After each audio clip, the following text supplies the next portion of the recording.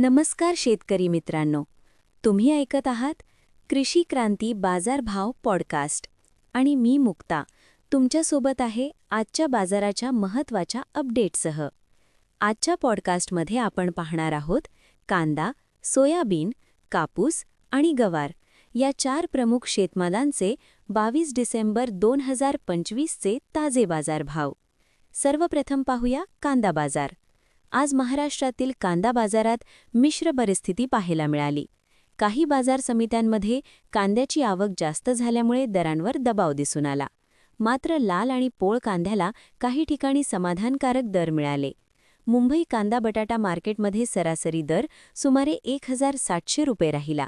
कोल्हापूर बाजारात दर 1400 रुपये, तर छत्रपती संभाजीनगर येथे आवक जास्त असल्यामुळे दर 700 रुपयांपर्यंत खाली आले.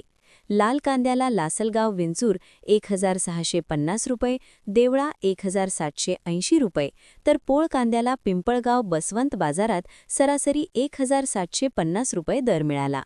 आता पाहूया सोयाबीन बाजार. आज सोयाबीन बाजारात चांगली हालचाल दिसून आली. मोठी आवक असूनही पिवळ्या आणि दर्जेदार सोयाबीनला चांगले दर मिळाले. अमरावती लोकल बाजारात सरासरी दर 4175 रुपये, नागपूर लोकल 4325 रुपये, ताडकळस बाजारात 4350 रुपये राहिला. पिवळ्या सोयाबीनसाठी अकोला 4575 रुपये, यवतमाळ 4477 रुपये आणि मूर्तिजापूर 4545 रुपये दर नोंदवले गेले. आता पाहूया कापूस बाजार.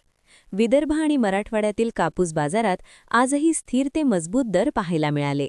जिनिंग मिल्स आणि व्यापाऱ्यांची खरेदी सुरू आहे. अमरावती बाजारात सरासरी दर 7250 रुपये, घाटंजी मध्यम स्टेपल 7200 रुपये, तर उमरेड लोकल बाजारात 7420 रुपये दर राहिला.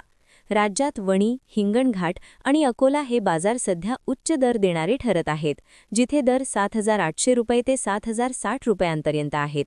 शेवटी पाहूया गवार बाजार. आज गवार बाजारात मोठे चढउतार पाहायला मिळाले. छत्रपती संभाजीनगर बाजारात सरासरी 9500 रुपये, पुणे लोकल 7500 रुपये, पुणे मोशी 9000 रुपये, तर मुंबई लोकल बाजारात 8000 रुपये दर मिळाला. नागपूर बाजारात मात्र आवक जास्त असल्यामुळे दर तुलनेने कमी राहिले असून सरासरी 2875 रुपये नोंदवले गेले. शेतकरी बांधवांनो, दररोजचे ताजे बाजारभाव पाहण्यासाठी कृषीक्रांती.com ला भेट द्या किंवा कृषी क्रांती ॲप डाउनलोड करा. दररोज संध्याकाळी 6 वाजता रोजचे बाजारभाव येथे उपलब्ध असतात. रामकृष्ण हरी.